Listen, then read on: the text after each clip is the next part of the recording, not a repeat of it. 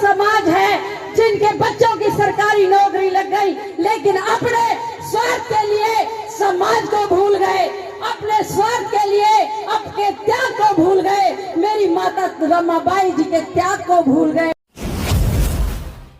जब इस देश की पहली प्रधानमंत्री श्रीमती इंदिरा गांधी बनती है तो कहती है कि अगर वेदों को देखा जाए, हिंदू वेदों को देखा जाए, तो मैं सिर्फ एक नर्क का द्वार हूँ, मैं इस देश के लिए सिर्फ एक बोझ हूँ और बच्चे पैदा करने वाली मशीन हूँ। कि आप चलो इन स्कूलों की तरफ, आप चलो प्रगति की ओर, आप चलो तरक्की की ओर, लेकिन आप कहाँ चले? आप चले मंदिर की ओर। बाबा साहब ने कहा था मेरी ये बेटियां, सुंदर सुंदर बेटियां जब कोट पैंट में होंगी, सफारी सूट में होंगी, आलीशान बंगलों में होंगी, इनके गले में हीरे मोती जवाहरात सोने चांदी से भरे हुए होंगे, इनकी गाड़ियों के गेट भी दूसरे लोग खोलेंगे, तब इन्हें एहसास होगा कि हम किसकी बेटियां हैं। सर्वप्रथम शांति दूत, विश्व को शांति देने वाले तथागत बुद्ध को नमन करते हुए, नारी के मुक्तिदाता, भारत भाग्य विधाता, सिंबल ऑफ नॉलेज बाबा साहब डॉक्टर भीमराव अम्बेडकर जी के चरणों में सत सत नमन करते हुए, अपने बहुजन समाज में जन्मे सभी महापुरुषों को, सभी वीरांगनाओं को, जिन्होंने बहुजन समाज के लिए, हमारे देश के लिए अपनी कुर्बानियां दे दी, उनको सभी को कोटि कोटि नमन करते हुए, राष्ट्र माता माता रमाबाई जी के जन्मदिन पे उन्हें सत सत नमन करते हुए आप सभी को बहुत बहुत बधाई। ऐसे नहीं, ताली बजा के आज हमारी राष्ट्र माता रमाबाई जी की जयंती है तो जोरदार जय भीम, जय भीम, जय भीम। आवाज नहीं आई। अभी आपने इतना अच्छा प्ले देखा है और जिन्होंने आज माता रमाबाई जी का रोल जो अदा किया है, आपने मैडम मुझे रुला दिया, बहुत बहुत साधुवाद।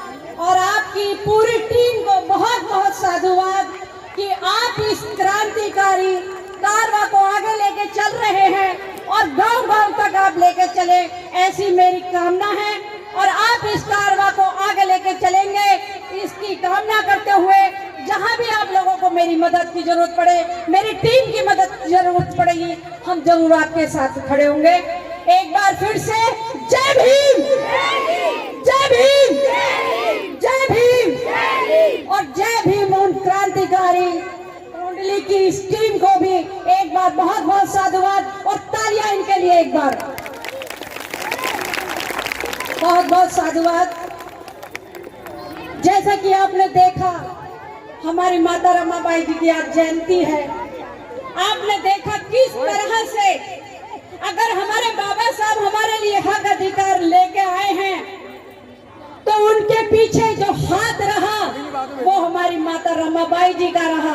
अगर माता रमाबाई जी ना होती, अगर आज की महिलाओं की तरह, पुरुषों की तरह वो भी स्वार्थी हो जाते तो शायद मेरे बदन पे ये कोट नहीं होता।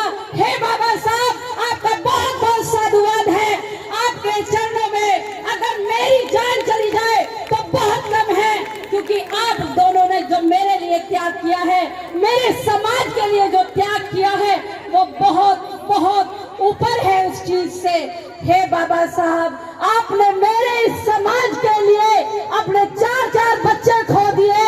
ये समाज अधिकतर वो स्वार्थी समाज है जिनके बच्चों की सरकारी नौकरी लग गई, लेकिन अपने स्वार्थ के लिए समाज को भूल गए, अपने स्वार्थ के लिए अपने त्याग को भूल गए, मेरी माता रमाबाई जी के त्याग को भूल गए।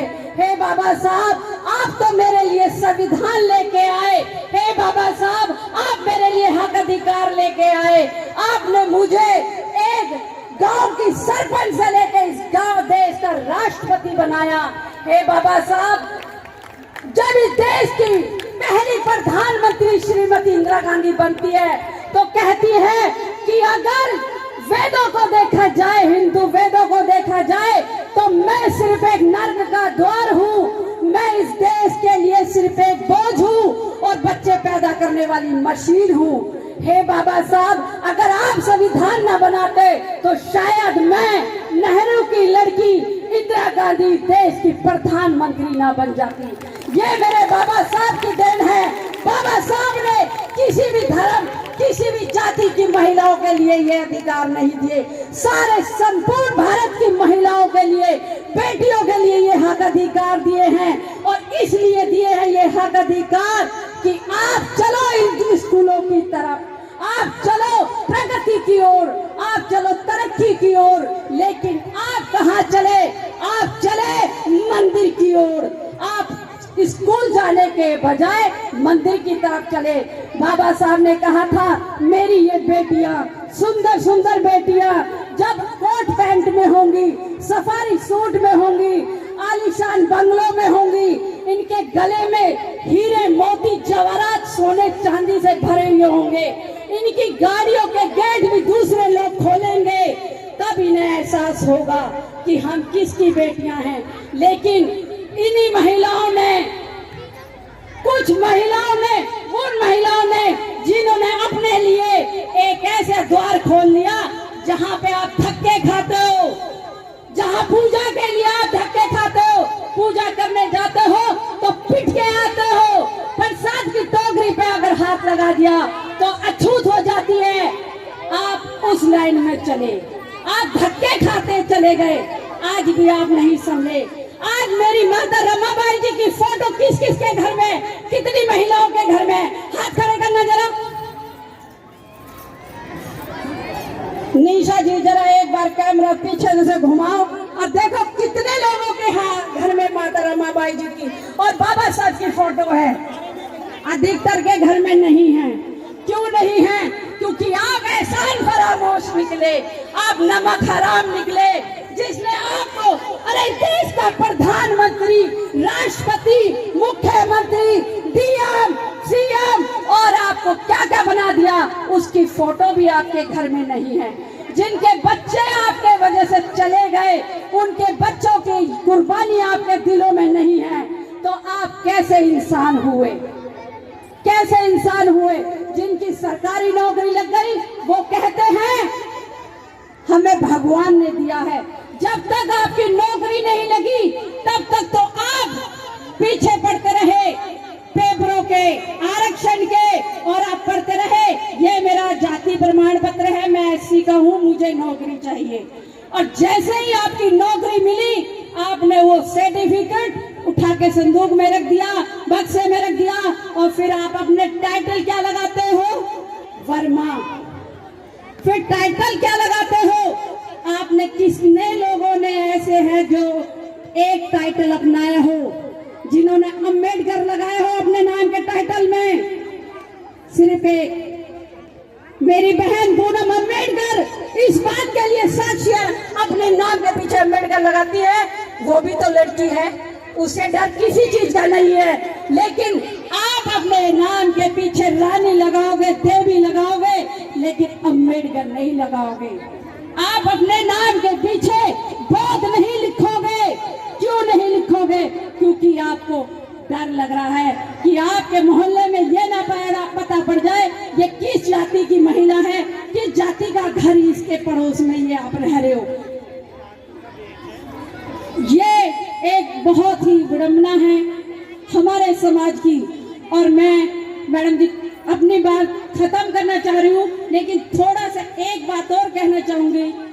थोड़े से दिन और सो जाना, थोड़े से दिन और सो जाना, फिर बच्चों की नौकरियां नहीं मिलेंगी, स्कूल कॉलेज नहीं मिलेंगे, आपके लिए वो रास्ते फिर खुल जाएंगे जो बाबा साहब के संविधान से पहले खुले थे।